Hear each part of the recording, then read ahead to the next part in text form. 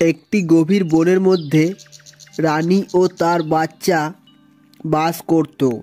রানীর বাচ্চার নাম ছিল সুমন।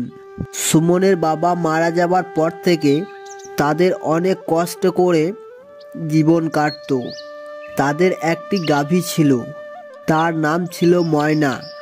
সুমন ও রানী ময়নাকে খুব ভালোবাসতো, তাই সুমন সব সময় তার ময়নাকে খেতে দিত এবং মাঠে নিয়ে যেত। তাকে খুব আদর যত্ন করত। ময়না যা দুধ দিত তারা ওই দুধ বাজারে বিক্রি করত। একদিন সুমন ও তার মা বাইরে যায়। তখন ময়না গোটা গ্রামে ঘুরে ফিরে বেড়ায় এবং সামনে যা ফসল পায় তাই খেয়ে নেয় এবং পটি করে জায়গাটা নোংরা করে দেয়। সেটা দেখে গ্রামের লোকে তাকে ধরে খুব মারে এবং গ্রামের মাঝখানে বেঁধে রাখে।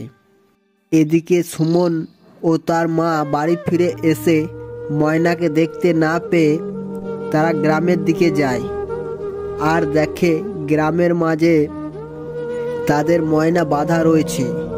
তখন গ্রামের লোকেরা তাদেরকে অনেক কিছু বলে। সব শুনে সুমন বলে, বেশ গো, ও ভুল করে ফেলেছে, তা তোমরা এবারের মতো ওকে মাফ করে দাও। ও আর এরকম করবে না, আমি সব পরিষ্কার করে দিচ্ছি। এই বলে সে তাকে নিয়ে বাড়িতে চলে আসে এবং তাকে একটি ঘরের মধ্যে বন্দি করে দেয় আর তাকে ওখানেই খেতে দেয়। সুমন সময় পেলে তাকে মাঠে নিয়ে যায় আর তাকে একা ছাড়ে না। এইভাবে কিছুদিন কেটে যায়। একদিন সুমন তার ময়নাকে বলে, ময়না, তুই বাইরে কোথাও যাবি না। আমি আর মা একটা কাজের জন্য বাইরে যাচ্ছি। তোকে আমি এখানে অনেক খাবার দিয়ে যাচ্ছি, তুই এখানে খাওয়া দাওয়া করবি। আমি এসে তোকে বাইরে বেড়াতে নিয়ে যাব। এই বলে তারা বাইরে চলে যায়।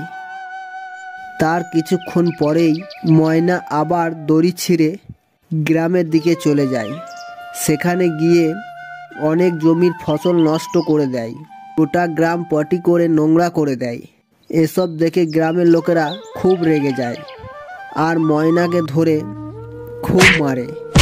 এত মার মারে যে মার সহ্য না করতে পেরে ময়না সেখানেই মারা যায়।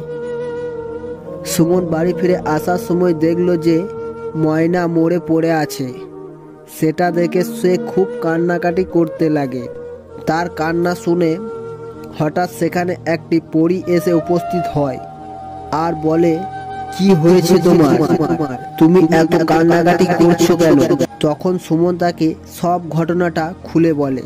সব শুনে পরী তাকে একটি জাদুর গরু দিয়ে চলে যায়।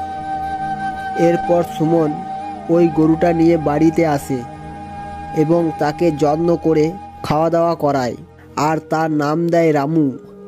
রামু খাওয়া দাওয়ার পরে যখন সে পটি করে, সেটি সোনার পটি।